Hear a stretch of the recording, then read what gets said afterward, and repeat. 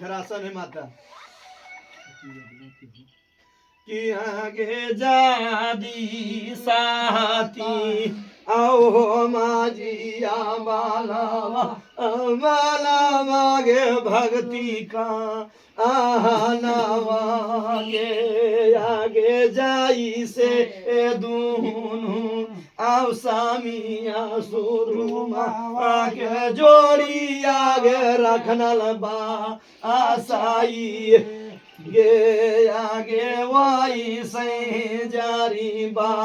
आसाई हाया बालावा गिराही करमा कानी सतवया हीरा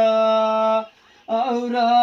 तौ तौ कारी देव सहमुखावा अकिया दियो तो रहबे आगे बापा तोरा भैया वाया बिलावा आलोगे जी में तारावागे आगे ये के या हीरा आपुतावाया बिला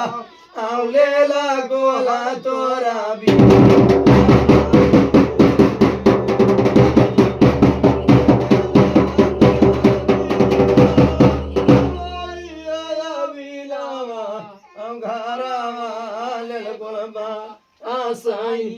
देखा माता आज तोहरा